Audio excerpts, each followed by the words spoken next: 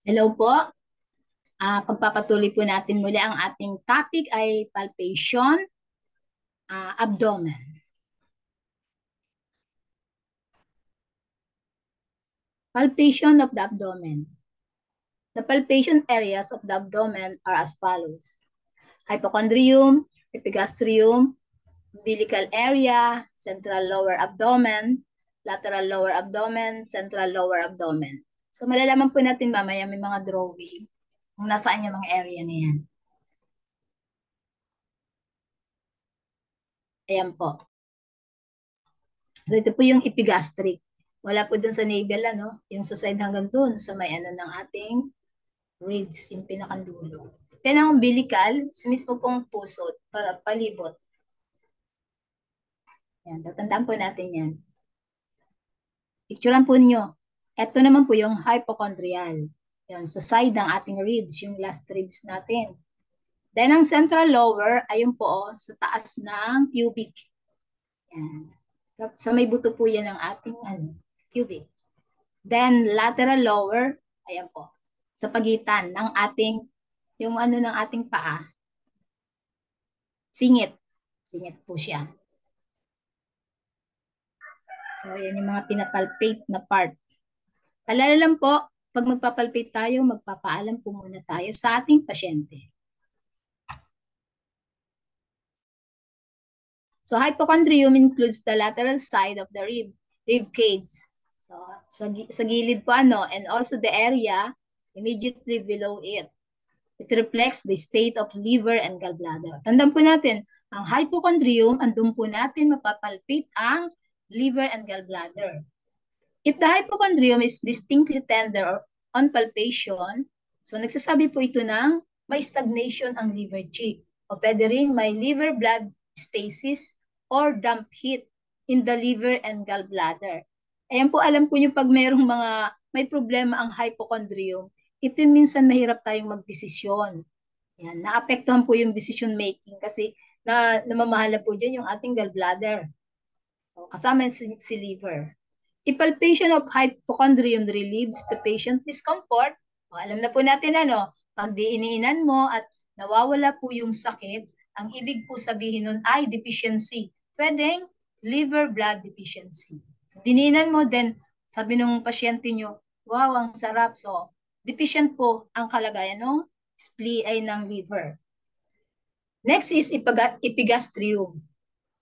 The epigastric area is the area contained between the xiphoid process, the costal margin, and the umbilicus palpation of the epigastrium reveals primarily the condition xiphoid process of the stomach and spleen.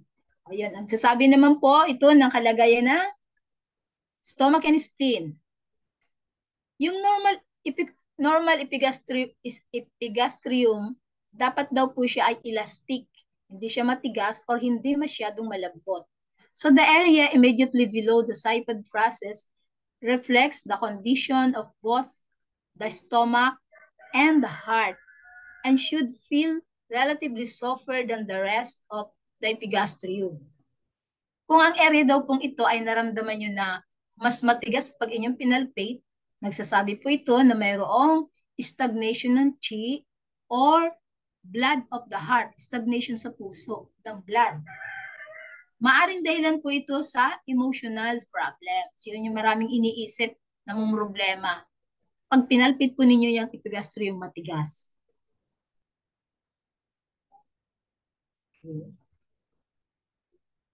So, if epigastrium feels hard on palpation, nagsasabi naman po itong pag sobrang matigas, excess condition po yan ng stomach.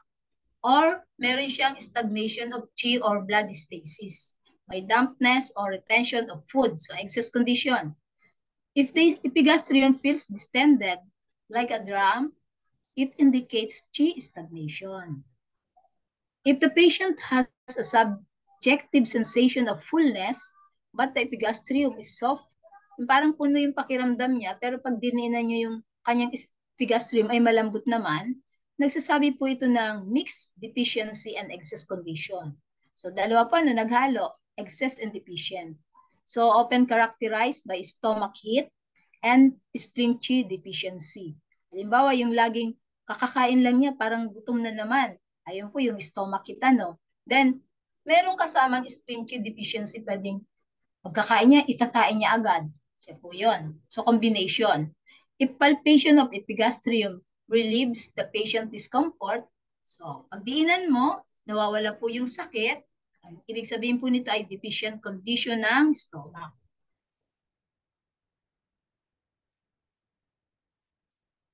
So, summary po ng epigastrium, elastic, neither hard nor soft, ang healthy state of stomach and spleen. Pag ganun po, elastic, neither hard nor soft, ito po yung normal. So, healthy po yung state na stomach and spleen. Pag merong hardness in the area below the xiphoid process, meron po siyang stagnation of chi or blood of the heart. So, pag kinombine nyo, tingnan nyo yung dila. Siya na yan yung mga may purple sa part ng dulo ng dila. Usually, due to emotional problem. Then next is, kung hard naman po pag ating pinalpate, excess condition po ito ng stomach. So, pwedeng chi stagnation, blood stasis, dampness or retention of food. Pag distended naman po like a drum, chi stagnation. Pag inyo pong pinalpate at soft on palpation with subjective sensation of fullness, so combination po ito ng excess and deficient, stomach heat and spleen chi deficiency. Para madali naman tandaan, mas madali kaysa dun sa pulso po ano. Next is umbilical region. Ay, yung paligid ng pusod po ano. The umbilical region reflects the state of the kidneys and of the penetrating vessels. So it should feel elastic but not hard. Yung po yung normal ano. If it feels hard and full on palpation, pag diin nyo ay matigas at parang puno. So nagsasabi po ito na may stagnation of chi or may blood stasis ang mga penetrating vessel. So, if it is painful on palpation, pag diniinan mo, sumigaw na masakit, nagsasabi po ito ng blood stasis sa mga penetrating vessels. So, if it feels very soft on palpation, nagsasabi po ito ng kidney deficiency. Maaari po itong ihi ng ihi yung pasyente ninyo. And deficiency of penetrating and directing vessels.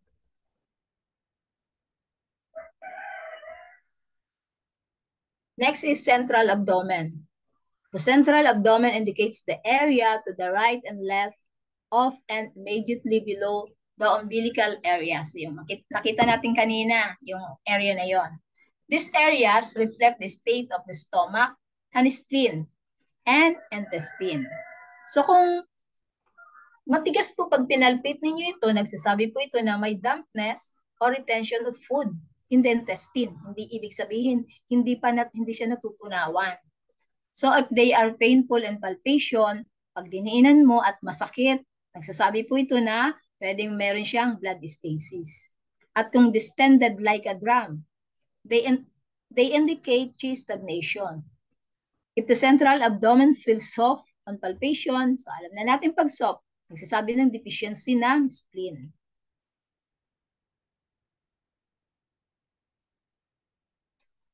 Next is lateral lower abdomen. The lower lateral abdomen areas are called xiaofu, and they reflect the state of intestine and the end of the penetrating vessel. If hard on palpation, so they indicate either dampness in the intestine or blood stasis in the penetrating vessels. Ayun, may ano na tayo, no? If painful on palpation, it indicates blood stasis in the penetrating vessels. So pare-pareho din po yan. Kasi pag may painful na an excess condition to, pwedeng may blood stasis. A feeling of mass in the lateral lower abdomen, nagsasabi po ito na maaari ding may blood stasis sa intestine or in the penetrating vessel.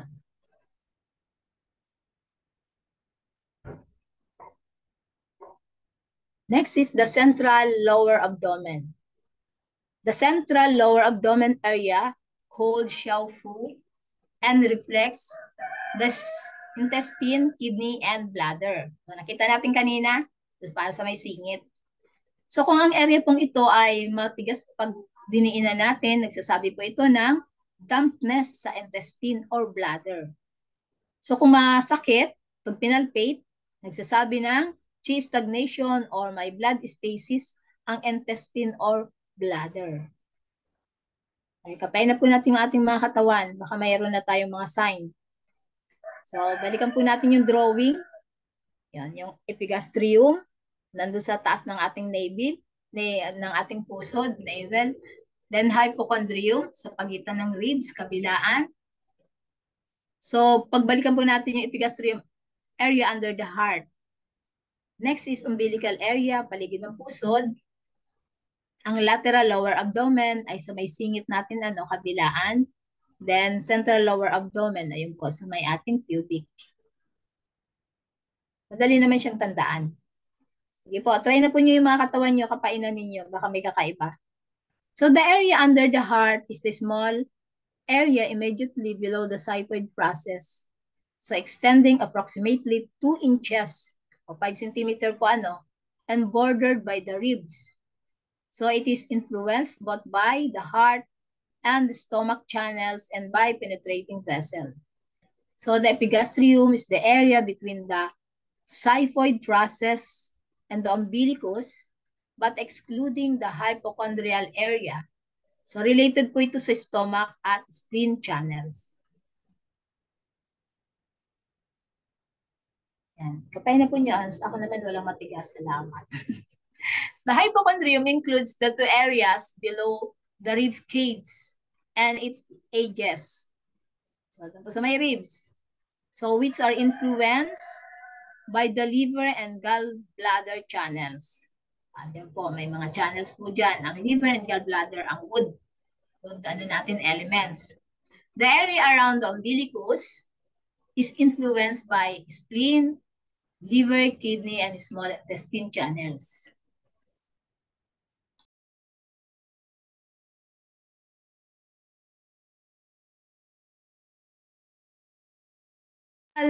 The central lower abdominal area, Xiaofu, is between the umbilicus and the symphysis pubis. This area is influenced by the liver, kidney, bladder, and large intestine channel by the directing vessels. So kung sa babae po, ito ay influenced by the uterus. So kasama yung uterus po dyan. And the lateral lower abdomen areas ng Xiaofu are influenced by liver and large intestine channels and by the penetrating vessels.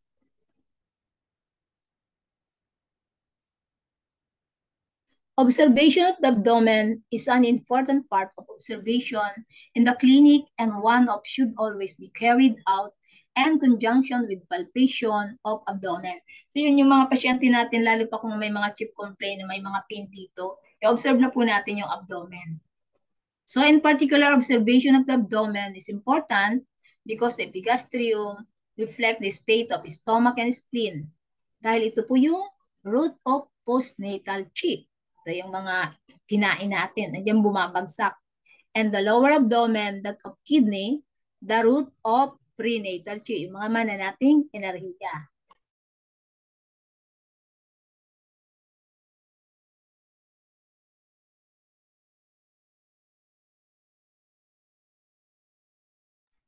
Thank you po for your attention. Yan, napakalaga po ng ating lesson ngayon.